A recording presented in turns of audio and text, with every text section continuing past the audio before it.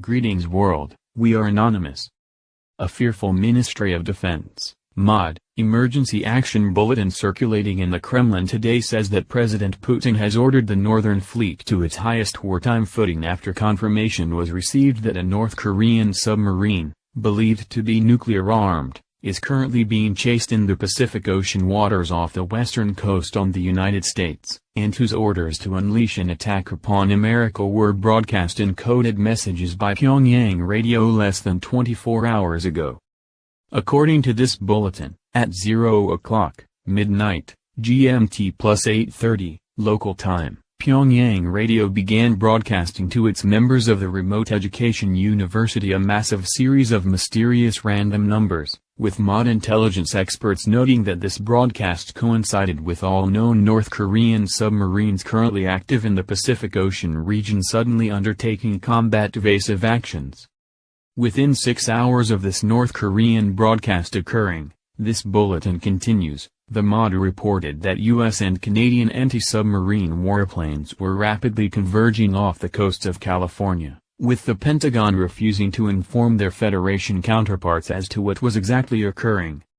Within 1 hour of these U.S. and Canadian anti-submarine warplanes converging over the Pacific Ocean waters off the coast of California, this bulletin further notes, China's People's Liberation Army, PLA, ordered an emergency deployment of 150,000 troops to its common border with North Korea, and 2 hours later ordered nearly a dozen North Korean ships carrying coal to immediately leave Chinese waters and return to their port of origin.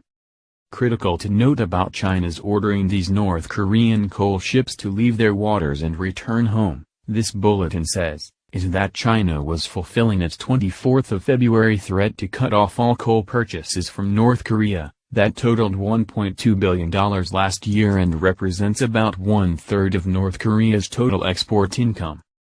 Immediately following these events, this bulletin further notes, the North Korean Foreign Ministry then issued a war statement against the Americans saying, "We will hold the U.S. wholly accountable for the catastrophic consequences to be entailed by its outrageous actions."